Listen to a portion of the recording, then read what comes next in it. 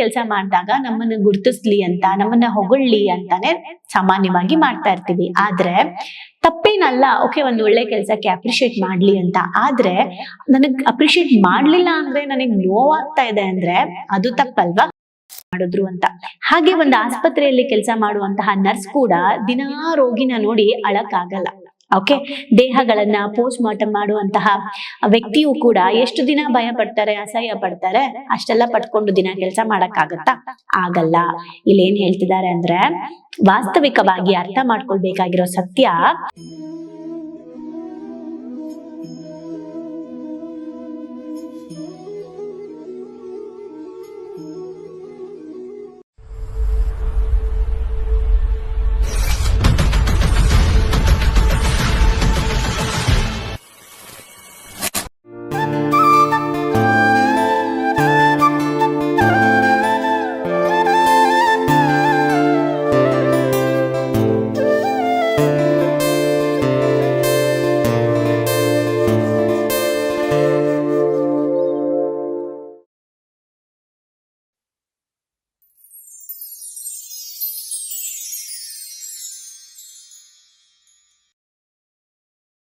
ನಮಸ್ತೆ.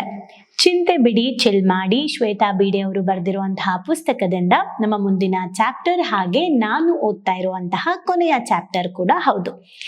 ಆದ್ರೆ ಇದರಲ್ಲಿ ಇನ್ನು ಸಾಕಷ್ಟು ಚಾಪ್ಟರ್ಗಳಿದೆ. ಅದ್ಯಾವ್ಯಾವುದು ಅಂತ ನಾಳಿನ ಎಪಿಸೋಡ್ ಅಲ್ಲಿ ನಾನು ಹೇಳ್ತೇನೆ.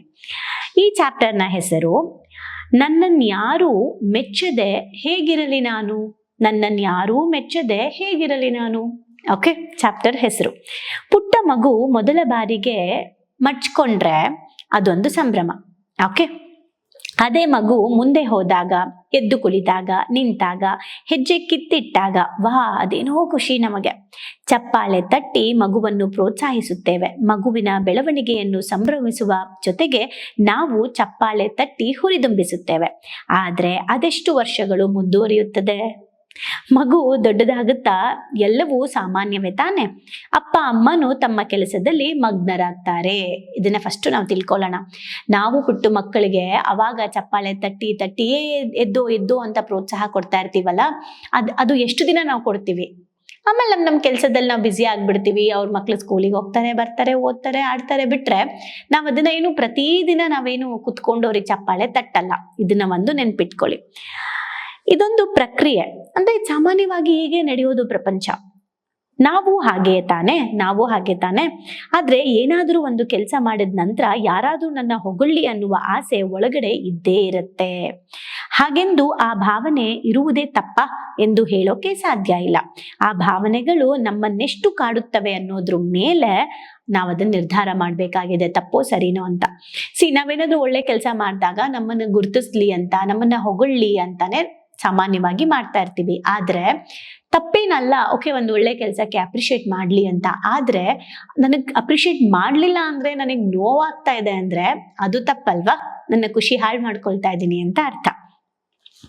ಹಾಗಾಗಿ ಯಾರಾದ್ರೂ ಹೊಗಳ್ಳಿ ಮೆಚ್ಚಲಿ ಅಂತ ಏನಾದ್ರೂ ನಾವು ಕೆಲಸ ಮಾಡಿದ್ರೆ ಮೇ ಬಿ ನಮ್ಮಷ್ಟು ಮೂರ್ಖರು ಇನ್ನೊಬ್ರು ಇರೋದಿಲ್ಲ. ಫಾದರ್ಸ್ ಡೇ, ಮದರ್ಸ್ ಡೇ ಅಂತೆಲ್ಲ ಜೋರಾಗಿ ಈಗ ಆಚರಿಸುವಾಗ ನಾವು ಗಮನಿಸಬೇಕಾಗಿದ್ದೇನು? ಅಪ್ಪನ ಮುಚ್ಚಿಟ್ಟ ಕಷ್ಟಗಳು, ಅಮ್ಮನ ತ್ಯಾಗ, ಇವುಗಳ ಬಗೆಗಿನ ಬರಹಗಳನ್ನು ಓದುವಾಗ ಮತ್ತೇನೋ ವಿಡಿಯೋ ನೋಡುವಾಗ ಹೌದಲ್ವಾ ಅನ್ಸುತ್ತೆ. ಅಪ್ಪನ ಹರಿದ ಚಪ್ಪಲಿಗಳು, ಅಮ್ಮನ ಸೆರಗಿನ ಮಡಿಚಿದ ತುದಿ ಎಲ್ಲವೂ ಕಾಡತೊಡಗುತ್ತೆ. ಅಂತೆಯೇ ನಮ್ಮ ಸಂಗಾತಿ ಇದ್ರೆ ಅವರ ಕಷ್ಟವೂ ಕೂಡ ನಮಗೆ ನೆನಪಾಗಿ ಅಯ್ಯೋ ಅಂತ ಅನ್ಸುತ್ತೆ. ಆದ್ರೆ ಇವುಗಳ ಆಯಸ್ಸು ಎಷ್ಟು? ಒಂದೆರಡು ವಿಡಿಯೋ ನೋಡ್ತೀವಿ, ಅಮ್ಮ ಬಗ್ಗೆ ಅಪ್ಪ ಬಗ್ಗೆ, ಆ ಕ್ಷಣ ಅಳು ಬರುತ್ತೆ, ಮರ್ತೋಗ್ತೀವಿ. ಇದೆಲ್ಲ ಯಾಕೆ? ನಮ್ಮ ವರ್ಕ್ಶಾಪ್ಗಳಲ್ಲೇನೆ, ಸಂಬಂಧಗಳ ವರ್ಕ್ಶಾಪ್ಗಳಲ್ಲಿ ಕೆಲವೊಂದು ಸಂಬಂಧಗಳನ್ನ ಅರ್ಥ ಮಾಡಿಸ್ಬೇಕಾದ್ರೆ ಸಾಕಷ್ಟು ವಿಚಾರಗಳನ್ನ ನಾವು ತೋರಿಸ್ತೀವಿ ಅವ್ರಿಗೆ ಅರ್ಥ ಮಾಡ್ಸಕ್ಕೆ. ಆ ಟೈಮಲ್ಲಿ ತುಂಬಾ ಅಳ್ತಾರೆ, ಅರ್ಥ ಆಯ್ತು, ಇವಾಗ ಹೋಗಿ ನಾನು ಹಂಗ್ ಮಾಡ್ತೀನಿ ಹಿಂಗ್ ಮಾಡ್ತೀನಿ ಮಾಡ್ತಾರೆ. 1 ವಾರ 2 ವಾರ ಆದ್ಮೇಲೆ ಮತ್ತೆ ಮರ್ತ ಹೋಗ್ತಾರೆ. ಆಯಸ್ಸು ಎಷ್ಟು ಅದಕ್ಕೆ ಅಂತ ಇಲ್ಲಿ ನೋಡ್ಬೇಕಾಗಿದೆ. ಓಕೆ, ಎಲ್ಲವೂ ಕೂಡ ಅಲ್ಪ ಆಯುಷ್ಯದ ಅಲ್ಪಾಯುಸ್ಸಾಗ್ಬಿಟ್ಟಿದೆ. ಆ ಕ್ಷಣಕ್ಕೆ ನೆನಪಾಗಿ ಮರುಗಳಿಗೆ ನಮ್ಮ ಲೋಕಕ್ಕೆ ನಾವು ಬ್ಯುಸಿ ಆಗ್ಬಿಡ್ತೀವಿ. ಒಂದು ಆಸ್ಪತ್ರೆಯಲ್ಲಿ ಅಂದ್ರೆ ಇಲ್ಲೂ ಕೂಡ ನಾವೊಂದು ವಿಡಿಯೋ ನೋಡಿದ್ಮೇಲೆ ಅದೇ ನೆನಪಲ್ಲಿ ಇರೋದಿಲ್ಲ. ನಾವು ಮತ್ತೆ ನಮ್ಮ ಕೆಲಸ ನಾವು ಮಾಡ್ಕೊಂಡ್ಬಿಡ್ತೀವಿ, ಮತ್ತೆ ಹೋಗ್ಬಿಡ್ತೀವಿ ಅಪ್ಪ ಅಮ್ಮ ನಮಗೋಸ್ಕರ ಏನ್ ಮಾಡಿದ್ರು ಅಂತ. ಹಾಗೆ ಒಂದು ಆಸ್ಪತ್ರೆಯಲ್ಲಿ ಕೆಲಸ ಮಾಡುವಂತಹ ನರ್ಸ್ ಕೂಡ ದಿನಾ ರೋಗಿನ ನೋಡಿ ಅಳಕ್ಕಾಗಲ್ಲ. ಓಕೆ, ದೇಹಗಳನ್ನ ಪೋಸ್ಟ್ ಮಾರ್ಟಮ್ ಮಾಡುವಂತಹ ವ್ಯಕ್ತಿಯು ಕೂಡ ಎಷ್ಟು ದಿನ ಭಯ ಪಡ್ತಾರೆ, ಅಸಹ್ಯ ಪಡ್ತಾರೆ, ಅಷ್ಟೆಲ್ಲ ಪಟ್ಕೊಂಡು ದಿನ ಕೆಲಸ ಮಾಡಕ್ಕಾಗತ್ತಾ? ಆಗಲ್ಲ. ಇಲ್ಲೇನ್ ಹೇಳ್ತಿದ್ದಾರೆ ಅಂದ್ರೆ, ವಾಸ್ತವಿಕವಾಗಿ ಅರ್ಥ ಮಾಡ್ಕೊಳ್ಬೇಕಾಗಿರೋ ಸತ್ಯ, ಬೇರೆಯವರನ್ನು ನೋಡಿ ಚಪ್ಪಾಳೆ ತಟ್ಟುವಷ್ಟು ಮನಸ್ಸಾಗಲಿ ತಾಳ್ಮೆ ಆಗಲಿ ಯಾರಿಗೂ ಇಲ್ಲ. ಇದನ್ನ ನಾವು ಅರ್ಥ ಮಾಡ್ಕೋಬೇಕು. ಸ್ವತಃ ನಾವೇ ಆ ಕೆಲಸವನ್ನ ಅದೆಷ್ಟು ಕಾಲ ಮಾಡ್ತಾ ಇದೀವಿ ಅಂತ ಯೋಚನೆ ಮಾಡ್ಬೇಕು. ನಮ್ಮ ಒಳ್ಳೆ ಕೆಲಸನ ಗುರ್ತಿಸ್ತಿಲ್ಲ ಅಂತ ನಾವು ಹೇಳ್ತಾ ಇದೀವಿ ಅಂದ್ರೆ, ನಾವು ಎಷ್ಟು ಜನರ ಒಳ್ಳೆ ಕೆಲಸಗಳನ್ನ ಗುರ್ತಿಸಿದೀವಿ, ಎಷ್ಟು ಜನರಿಗೆ ನಾವು ಅಪ್ರಿಶಿಯೇಟ್ ಮಾಡಿದೀವಿ, ಎಷ್ಟು ಜನರಿಗೆ ನಾವು ನೀನ್ ಮಾಡ್ತಾ ಇರೋ ಕೆಲಸ ಒಳ್ಳೇದು ಅಂತ ಹೇಳಿ ವಿಶ್ ಮಾಡಿದೀವಿ, ಎಷ್ಟು ಜನಕ್ಕೆ ನಾವು ಆಲ್ ದಿ ಬೆಸ್ಟ್, ಕಂಗ್ರ್ಯಾಚುಲೇಷನ್ಸ್ ಅಂತ ಮನಸ್ಸಿಂದ ಹೇಳಿದೀವಿ. ನಾವೇ ಯಾರನ್ನು ಪ್ರೋತ್ಸಾಹಿಸ್ತಾ ಇಲ್ಲ, ಯಾಕಂದ್ರೆ ನಮ್ಮ ಕೆಲಸದಲ್ಲಿ ನಾವು ಬ್ಯುಸಿ ಆಗ್ಬಿಟ್ಟಿದೀವಿ, ಏನೋ ಮಾಡ್ಕೊಂಡು ಹೋಗ್ತಾರೆ ಅಂತ. ಹಂಗಿದ್ಮೇಲೆ ನನ್ನ ಕೆಲಸಗಳಿಗೆ ಮಾತ್ರ ಪ್ರೋತ್ಸಾಹ ಕೊಡ್ಲಿ ಬೇರೆಯವರು ಅಂತ ನಿರೀಕ್ಷಿಸ್ತಾ ಇದ್ದೀವಿ ಅಂತಂದ್ರೆ ಹೇಗಿರ್ಬೋದು ಅಂತ ಯೋಚನೆ ಮಾಡ್ಬೇಕು. ಇಲ್ಲಿ ನಾವು ನೋಡ್ಬೇಕಾಗಿರೋದೇನಂದ್ರೆ, ಕೆಟ್ಟ ಭಾವನೆ ಅಥವಾ ನಿರ್ಲಕ್ಷ್ಯ ನಮ್ಮನ್ನು ಕಾಡಿದರೆ ಹಲವು ಸಲ ನಾವು ನಮ್ಮದೇ ಲೋಕದಲ್ಲಿ ಮಗ್ನರಾಗಿರ್ತೇವೆ, ನಮ್ಮದೇ ಆದಂತ ಲೋಕದಲ್ಲಿ ನಾವು ಮಗ್ನರಾಗಿರ್ತೇವೆ ಎಲ್ಲರೂ ಕೂಡ. ಇಷ್ಟೆಲ್ಲ ಆದ್ಮೇಲೆ ನಮ್ಮಿಂದ ನಮಗಾಗಿ ಬೇರೆಯವರು ಮೆಚ್ಚಿ ಚಪ್ಪಾಳೆ ತಟ್ಟೋದು ಬೇಕು ಅಂತ ಕೇಳ್ಕೊಡೋದು ಎಷ್ಟು ಸರಿ? ಅಂದ್ರೆ ನಾವೇ ನಮ್ಮ ಬ್ಯುಸಿ ಆಗ್ಬಿಟ್ಟಿರ್ತೀವಿ ನಮ್ಮ ಲೋಕದಲ್ಲಿ, ನಮ್ಮ ಕೆಲ್ಸಕ್ಕೆ ಬೇರೆಯವರೆಲ್ಲ ಚಪ್ಪಾಳೆ ತಟ್ಲಿ ಅಂತ ಅನ್ನೋದು ಎಷ್ಟು ಸರಿ ಅಂತ ಹೇಳ್ತಾ ಇದ್ದಾರೆ. ಹೌದು, ಮೊದಲನೆಯದಾಗಿ ಮಾಡಬೇಕಾಗಿದ್ದು ಈ ಬಯಕೆಗಳಿಂದ ಹಂಬಲಗಳಿಂದ ದೂರ ಬರಬೇಕು. ಯಾವುದೇ ಕೆಲಸವನ್ನು ಕೇವಲ ಯಾರನ್ನೂ ಮೆಚ್ಚಿಸೋಕೆ ನಾವು ಮಾಡೋದಲ್ಲ, ಅದರ ಅಗತ್ಯ ನಮಗಿಲ್ಲ. ನಿಮಗೇನ್ ಖುಷಿ ಲಾಭ ಸಿಗುತ್ತೆ ಎಂದು ನೀವು ಯೋಚಿಸಿದರೆ ಅದು ತಪ್ಪಲ್ಲ. ಆದ್ರೆ ನಿಮ್ಮ ಕಾರ್ಯವ್ಯಾಪ್ತಿಯಲ್ಲಿ, ಮನೆಯಲ್ಲಿ ಅಥವಾ ಹೊರಗೆ ಏನೇ ಒಳ್ಳೆಯದು ಕಂಡರೂ ಪ್ರಶಂಸಿಸೋದಕ್ಕೆ ನೀವು ಮೊದಲು ಕಲೀರಿ. ಮುಕ್ತ ಕಂಠದಿಂದ ಶ್ಲಾಘಿಸಿ, ತುಂಬಾ ಪ್ರೀತಿಯಿಂದ ಖುಷಿ ಪಡಿ. ಅವರ ಒಂದು ಒಳ್ಳೆ ಕೆಲಸಗಳನ್ನ ನಾವೇನು ನೀಡುತ್ತೇವೋ ಅದು ಸ್ವಲ್ಪವಾದ್ರೂ ನಮಗೆ ವಾಪಸ್ ಬರುತ್ತೆ. ಹಾಗಾಗಿ ಮೆಚ್ಚುಗೆಯನ್ನ ನೀವು ಕಾಯ್ಬೇಡಿ ಅಥವಾ ಎಕ್ಸ್ಪೆಕ್ಟ್ ಮಾಡಬೇಡಿ, ಆ ಅಭ್ಯಾಸನ ಮಾಡ್ಕೋಬೇಡಿ. ಯಾರಿಗ್ ಗೊತ್ತು, ಹೊಗಳದೇ ಇರುವಂತಹ ಎಷ್ಟೋ ಕೆಲಸಗಳು ಅದ್ಭುತವಾದ ಇತಿಹಾಸವನ್ನೇ ಸೃಷ್ಟಿ ಮಾಡಿದೆ. ಹಾಗಾಗಿ ಮೆಚ್ಚುಗೆ ಅಷ್ಟೇ ಮಾನದಂಡವಾಗಿರ್ಬೇಕಾಗಿಲ್ಲ. ಸೊ ಇದು ಎಷ್ಟು ಇಂಪಾರ್ಟೆಂಟ್ ಅಂದ್ರೆ, ಮೇ ಬಿ ನಾನು ಒಂದು ರೀಲ್ಸ್ ಮಾಡಿದ್ದೆ ಸುಮಾರು ಅಂದ್ರೆ 2023 ಅಲ್ಲಿ ಒಂದು ರೀಲ್ಸ್ ಮಾಡಿದ್ದೆ. ಅಂದ್ರೆ ನಾನೇ ಸ್ವಂತ ಕೋಟ್ಸ್ಗಳನ್ನ ಬರೆದಿದ್ದೆ. ಮೇ ಬಿ ಅದನ್ನ ತುಂಬಾ ಎಲ್ಲೂ ಪೋಸ್ಟ್ ಅಷ್ಟು ಮಾಡಿಲ್ಲ, ಮತ್ತೆ ಟೀಮ್ ರೀಪೋಸ್ಟ್ ಮಾಡಕ್ಕೆ ಪ್ಲಾನ್ ಮಾಡ್ತಾ ಇದ್ದಾರೆ ಆ ವಿಡಿಯೋಸ್ಗಳನ್ನ.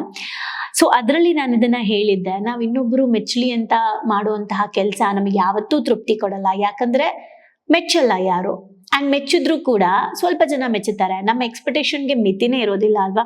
ಹಾಗಾಗಿ ಹೊಗಳಿಕೆಗೋಸ್ಕರ ನಾವು ಕೆಲಸ ಮಾಡೋ ಅವಶ್ಯಕತೆ ಇಲ್ಲ. ನಮ್ಮ ಕೆಲಸ ನಮಗೆ ತೃಪ್ತಿ ನೆಮ್ಮದಿ ಕೊಟ್ರೆ ಸಾಕು. ಅಂಡ್ ಯಾರೋ ಈಗ ಎಕ್ಸಾಂಪಲ್ ನಾನು ಮಾಡೋ ವಿಡಿಯೋಗಳಲ್ಲೇ ಸುಮಾರು ಜನ ಕೆಲವೊಂದು ಟೈಮು ಇದರಿಂದ ಏನ್ ಯೂಸು ಅಂತೆಲ್ಲ ಕಳಿಸ್ತಾರೆ. ಅವ್ರಿಗೆ ಅದು ಯೂಸ್ ಆಗತ್ತೋ ಇಲ್ವೋ ಗೊತ್ತಿಲ್ಲ, ಬೇರೆಯವ್ರಿಗೆ ಯೂಸ್ ಆಗತ್ತಲ್ವಾ? ಯೂಸ್ ಆಗೋರು ನೋಡ್ತಾರೆ, ಯೂಸ್ ಆಗದೆ ಇರೋರು ನೋಡಲ್ಲ. ನಾನು ಯೂಸ್ ಆಗೋರ್ಗೋಸ್ಕರ ವಿಡಿಯೋ ಮಾಡ್ಲಾ, ಯೂಸ್ ಆಗದೆ ಇರೋರ್ಗೋಸ್ಕರ ವಿಡಿಯೋ ಮಾಡ್ಲಾ. ಯಾರು ನನ್ನ ಹೊಗಳ್ತಾರೆ, ಯಾರು ನನ್ನ ತೆಗಳ್ತಾರೆ ಅಂತ ನೋಡ್ತಾ ಕೂತ್ಕೊಂಡ್ರೆ ನಾನು ಬರೀ ಜನಗಳ ಅಭಿಪ್ರಾಯನೇ ನೋಡ್ಬೇಕಾಗತ್ತೆ. ನಾನು ಮಾಡೋ ಕೆಲಸ ನಾನು ಮಾಡ್ಬೇಕಾಗಿದೆ, ಅದು ನನಗೆ ತೃಪ್ತಿ ಸಿಗ್ಬೇಕಾಗಿದೆ. ನಾನು ಇದನ್ನ ಯಾಕೆ ಹೇಳ್ತಾ ಇದ್ದೀನಿ ಅಂದ್ರೆ, ನಾವೆಲ್ಲರೂ ಕೂಡ ನಮ್ಮ ಕ್ಷೇತ್ರಗಳಲ್ಲಿ, ಆಫೀಸಲ್ಲಾಗಿರ್ಬೋದು, ಕಾಲೇಜಲ್ಲಾಗಿರ್ಬೋದು, ಯಾವುದೇ ಒಂದು ಮನೆಯಲ್ಲೇ ಆಗಿರ್ಬೋದು, ಎಲ್ಲರೂ ನಮ್ಮನ್ನ ಹೊಗಳ್ಲಿ, ನಮ್ಮನ್ನ ಗುರ್ತಿಸ್ಲಿ ಅಂತ ಕೂತ್ಕೊಂಡ್ರೆ ಖಂಡಿತ ಅದರಷ್ಟು ಪೇನ್ ಇನ್ನೊಂದು ಕೊಡಲ್ಲ. ನಮ್ಮ ಕೆಲಸ ಎಸ್ ನನಗೆ ತೃಪ್ತಿ ಆಗಿದೆ, ನಮ್ಮನ್ನ ನಾವು ಹೊಗಳ್ಕೊಳ್ಳೋಣ ಅಷ್ಟೇ.